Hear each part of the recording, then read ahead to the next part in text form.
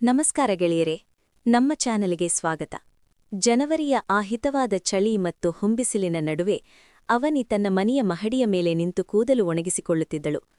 ಗಾಳಿಯಲ್ಲಿ ತಂಪಿತ್ತಾದರೂ ಅವಳ ಮನಸ್ಸಿನಲ್ಲಿ ಫೆಬ್ರವರಿಯಲ್ಲಿ ನಡೆಯಲಿರುವ ಮದುವೆಯ ಸಂಭ್ರಮದ ಬೆಚ್ಚಗಿನ ಕನಸುಗಳಿದ್ದವು. ಅವಳ ಮದುವೆ ಆದಿತ್ಯ ಎಂಬ ಯಶಸ್ವಿ ವೈದ್ಯನ ಜೊತೆ ನಿಶ್ಚಯವಾಗಿತ್ತು.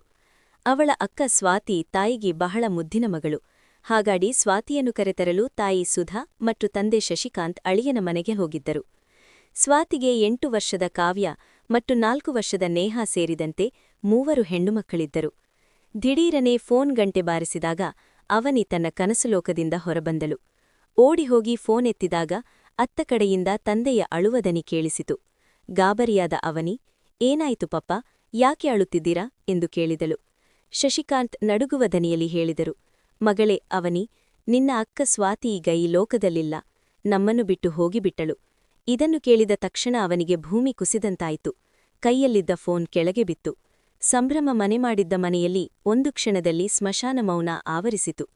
ಸ್ವಾತಿಯ ಅಂತ್ಯಕ್ರಿಯೆಯ ನಂತರ ತಂದೆ ತಾಯಿ 3 ಮಕ್ಕಳನ್ನು ಮನೆಗೆ ಕರೆತಂದರು. ಪುಟ್ಟ ನೇಹಾ ದಿನವಿಡೀ ಅವನಿಯನ್ನು ಅಂಟುಕೊಂಡೇ ಇರುತ್ತಿದ್ದಳು ಮತ್ತು ತನ್ನ ಅಮ್ಮನನ್ನು ಹುಡುಕುತ್ತಿದ್ದಳು. ಕಾವ್ಯ ಮತ್ತು ಇನ್ನೊಬ್ಬ ಮಗು ಮೌನಕ್ಕೆ ಶರಣಾಗಿದ್ದರು. ಆದಿತ್ಯ ಆಗಾಗ ಫೋನ್ ಮಾಡಿ ಮಕ್ಕಳ ಕ್ಷೇಮ ವಿಚಾರಿಸುತ್ತಿದ್ದನು. ಮನೆಯ ಪರಿಸ್ಥಿತಿಯನ್ನು ನೋಡಿ ಅವನಿಯ ಮದುವೆಯನ್ನು 1 ವರ್ಷ ಮುಂದೂಡಲಾಯಿತು.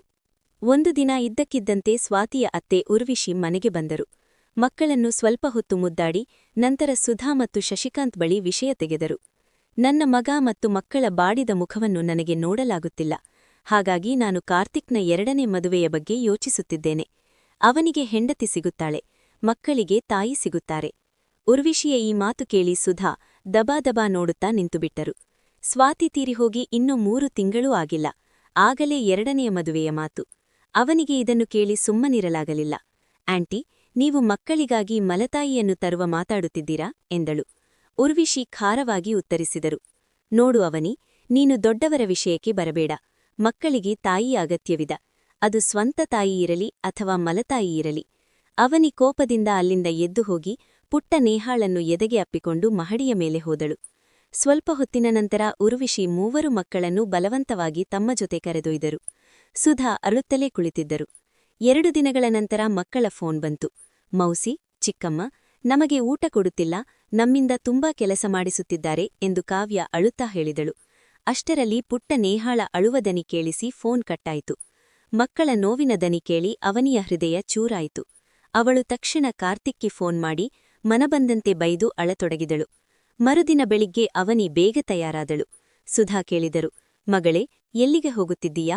ಅವನಿ ಹೇಳಿದಳು, ಅಮ್ಮ, ಮಕ್ಕಳನ್ನು ಕರೆತರಲು ಹೋಗುತ್ತಿದ್ದೇನೆ. ಅಷ್ಟರಲ್ಲಿ ಬಾಗಿಲು ತೆರೆದ ಶಬ್ದವಾಯಿತು. ಉರ್ವಿಶಿ ಸಿಟ್ಟಿನಿಂದ ಒಳಗೆ ಬಂದು ಕೂಗಾಡಿದರು, ಅವನಿ, ನೀನು ನನ್ನ ಮಗನಿಗೆ ಅಂತಹದ್ದೇನು ಹೇಳಿದೆ? ಅವನು ಈಗ ಮದುವೆಯಾಗಲು ನಿರಾಕರಿಸುತ್ತಿದ್ದಾನೆ. ಅವನಿ ಶಾಂತವಾಗಿ ಹೇಳಿದಳು, ನಾನು ಏನೂ ಹೇಳಿಲ್ಲ ಆಂಟಿ, ಆದರೆ ನೀವು ಅಕ್ಕನ ಮಕ್ಕಳಿಗಾಗಿ ಮಲತಾಯಿಯನ್ನು ಯಾಕೆ ತರುತ್ತಿದ್ದೀರಾ? ಇದನ್ನು ಕೇಳಿ ಉರ್ವಿಶಿ ಕಿಡಿಕಾರಿದರು, ನೀನು ಬಹಳ ಬುದ್ಧಿವಂತಳಾಗಿಬಿಟ್ಟಿದ್ದೀಯಾ ನಮಗೆ ಸಲಹೆ ನೀಡಲು. ನಿನಗೆ ಅಷ್ಟೊಂದು ಸಂಕಟವಾಗುತ್ತಿದ್ದರೆ ನೀನೇ ನನ್ನ ಮಗನನ್ನು ಮದುವೆಯಾಗು. ಆಗ ನೀನು ಮಕ್ಕಳಿಗೆ ಸವತಿಯಲ್ಲ, ಸೋದರತ್ತೆಯೇ ತಾಯಿಯಾಗುತ್ತೀಯ. ಈ ಉರ್ವಿಶಿಯ ಈ ಮಾತು ಕೇಳಿ ಅವನಿ ಮತ್ತು ಸುಧಾ ಇಬ್ಬರೂ ಸ್ತಬ್ಧರಾದರು. ಅವಳಿಗೆ ಆದಿತ್ಯನ ಜೊತೆ ನಿಶ್ಚಿತಾರ್ಥವಾಗಿರುವುದು ತಿಳಿದಿದ್ದರೂ ಉರ್ವಿಶಿ ಹೀಗೆ ಹೇಳಿದ್ದು ಅವರಿಗೆ ಆಘಾತ ತಂದಿತು. ಕೆಲವು ದಿನಗಳು ಹೀಗೆಯೇ ಕಳೆದವು. ಒಂದು ದಿನ ಅವನಿ ತನ್ನ ತಂದೆಗೆ ಚಹಾ ಕೊಡಲು ಹೋದಾಗ ತಾಯಿ ಸುಧಾ ಹೇಳುತ್ತಿದ್ದ ಮಾತುಗಳು ಅವಳ ಕಿವಿಗೆ ಬಿದ್ದವು. ಊರ್ವಶಿಯವರು ಹೇಳುತ್ತಿರುವುದು ಸರಿಯೇ ಇರಬಹುದೇ? ಒಬ್ಬ ಚಿಕ್ಕಮ್ಮ ತಾಯಿಯಾಗಲು ಸಾಧ್ಯವಿಲ್ಲವೇ? ಇದನ್ನು ಕೇಳಿದ ಶಶಿಕಾಂತ್ ಕೋಪದಿಂದ, ಇಲ್ಲ, ಖಂಡಿತ ಸಾಧ್ಯವಿಲ್ಲ. ಒಂದು ಮಗಳ ಜೀವನವನ್ನು ಇನ್ನೊಂದು ಮಗಳಿಗಾಗಿ ನಾನು ಬಲಿ ಕೊಡಲಾರೆ ಎಂದರು. ತಂದೆಯ ಈ ಮಾತು ಕೇಳಿ ಅವನಿಯ ಮುಖದಲ್ಲಿ ಸಣ್ಣ ನಗು ಮೂಡಿತು. ಇಂದು ಅವಳು ಬಹಳ ಸಂತೋಷವಾಗಿದ್ದಳು, ಏಕೆಂದರೆ ಶಶಿಕಾಂತ್ ಅವರು ಆದಿತ್ಯನ ಮನೆಗೆ ಮದುವೆಯ ದಿನಾಂಕ ನಿಶ್ಚಯಿಸಲು ಹೋಗುವವರಿದ್ದರು. ಸುಧಾ ಕೂಡ ತಯಾರಾಗುತ್ತಿದ್ದರು. ಅಷ್ಟರಲ್ಲಿ ಬಾಗಿಲು ತೆರೆದ ಶಬ್ದವಾಯಿತು. ಶಶಿಕಾಂತ್ ಆಶ್ಚರ್ಯದಿಂದ, ಅರೆ ಅಳಿಯಂದಿರೆ, ನೀವು ಇಲ್ಲಿಗೆ ಹೇಗೆ ಬಂದಿರಿ ಎಂದರು. ಅವನಿ ನೋಡಿದಾಗ ಕಾರ್ತಿಕ್ 3 ಮಕ್ಕಳೊಂದಿಗೆ ನಿಂತಿದ್ದನು. ಪುಟ್ಟ ನೇಹಾ ಅವನಿಯನ್ನು ಕಂಡ ತಕ್ಷಣ ಅವಳ ಹತ್ತಿರ ಹೋಗಲು ಅಳತೊಡಗಿದಳು. ಕಾವ್ಯ ಮತ್ತು ಇನ್ನೊಬ್ಬಳು ಮಗು ಆಗಲೇ ಓಡಿಬಂದು ಅವನಿಯನ್ನು ಅಪ್ಪಿಕೊಂಡಿದ್ದರು. ಅವನಿ ಆ ಪುಟ್ಟ ಮಗುವನ್ನು ಎದೆಗೆ ಅಪ್ಪಿಕೊಂಡಾಗ ಅವಳೊಳಗೆ ಮಾತೃತ್ವದ ಒಂದು ಅಪರಿಚಿತ ಅನುಭವ ಜಾಗೃತವಾಯಿತು. ಅಕ್ಕ ಸ್ವಾತಿಯ ನೆನಪುಗಳು ಅವಳನ್ನು ಮುತ್ತಿಕೊಂಡವು.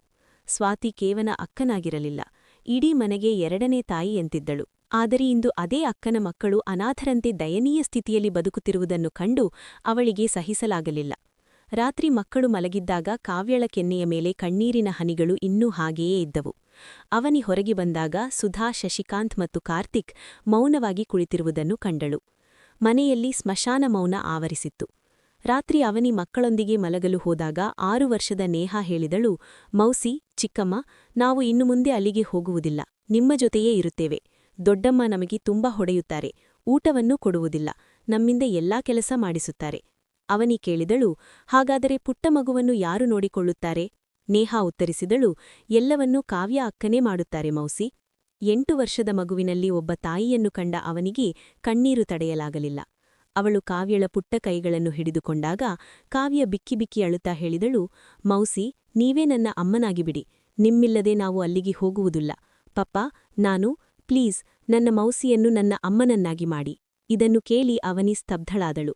ಕಾರ್ತಿಕ್ ವಿಷಯವನ್ನು ಸಾವರಿಸುತ್ತಾ, ಮಗಳೇ, ಚಿಕ್ಕಮ್ಮ ಕೂಡ ತಾಯಿಯಂತೆಯೇ, ಈಗ ಮಲಗಿ ಎಂದನು. ಎಲ್ಲರೂ ಮಲಗಿದಲು, ಆದರೆ ಅವನಿಗೆ ಮಾತ್ರ ನಿದ್ರೆ ಬರಲಿಲ್ಲ.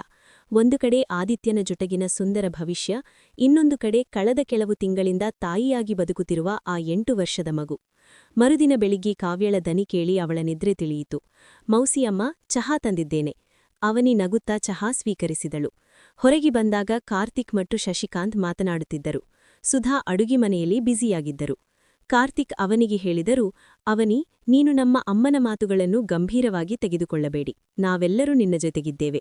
ಕೆಲವೇ ದಿನಗಳಲ್ಲಿ ಕಾರ್ತಿಕ್ ಮತ್ತು ಅವನಿ ನಡುವೆ ಉತ್ತಮ ಸ್ನೇಹ ಬೆಳೆಯಿತು.